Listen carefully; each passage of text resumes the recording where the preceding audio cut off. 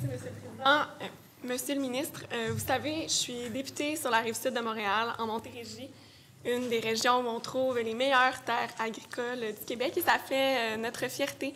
Je dois vous dire que je suis extrêmement inquiète, en fait, du projet qui est discuté dans la région de Saint-Jean-sur-Richelieu, où la MRC et la Ville souhaitent dézoner un territoire agricole de près de 200 hectares. En fait, c'est la troisième fois qu'ils arrivent avec un projet où il n'y a pas du tout d'acceptabilité sociale, et on peut comprendre.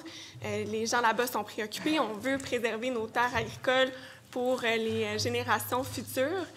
Et on sait également que la Commission de la protection du territoire agricole a refusé cette demande déjà une fois. Ensuite, ils sont allés devant le tribunal administratif du Québec. Ça a été refusé à nouveau.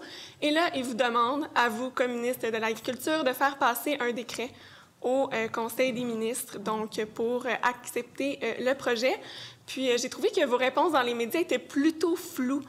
Donc, j'aimerais vous donner l'occasion de vous reprendre aujourd'hui pour fermer la porte définitivement là, à l'adoption d'un tel décret au Conseil des ministres, parce que je ne vois pas à quoi ça servirait d'avoir une commission de protection du territoire agricole si on peut, par la bande, faire adopter ce genre de choses au Conseil des ministres. Bien, écoutez, Madame la députée, non seulement mes commentaires étaient flous, mais ils étaient inexistants. Parce que je vous dirais que le nombre de demandes qui sont faites à chaque semaine ou à chaque mois par différentes instances, entreprises, municipalités, MRC au Québec, pour que le gouvernement procède par décret pour dézoner des terrains, pour permettre ces activités, je veux dire, c'est tout à fait courant. Alors, pour avoir une réponse que vous allez pouvoir partager dans le dossier dont vous me parlez, les gens sont libres de faire les demandes qu'ils veulent au gouvernement. Il n'est pas dans les intentions du gouvernement de procéder avec un décret pour permettre la réalisation de ce projet-là. Vous pouvez diffuser cette réponse-là. C'est tout à fait la réponse du gouvernement. Parfait. Alors, j'en suis très rassurée, puis je suis certaine qu'il y a beaucoup de gens dans la région qui vont l'être tout autant. Donc, merci pour ça. Puis, dans le même sens, en fait, on entendait, notamment dans ce dossier-là, beaucoup l'UPA Montérégie, mais on sait qu'il y a d'autres acteurs, comme l'Alliance Ariane, notamment, qui réclament depuis tellement longtemps une politique d'aménagement du territoire. Je me demandais si vous pouviez vous engager en ce sens-là d'ici la fin de votre mandat.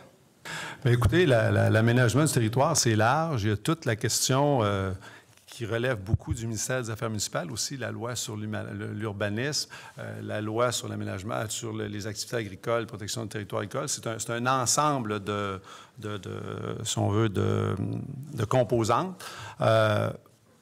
Pour l'instant, le ministère des Affaires municipales, je sais qu'il est à reviser la loi sur l'urbanisme. Chez nous, naturellement, on n'est pas dans une situation où on cherche à faire quelques changements à la loi sur la protection du territoire agricole dans un sens de vouloir la moderniser. On est plutôt dans un mode où on donne des moyens additionnels à la Commission de protection du territoire agricole là, pour remplir son rôle de la meilleure façon possible. Alors non, il n'est pas prévu d'ici la fin du mandat qu'on procède à cette... Et je vais maintenant céder la parole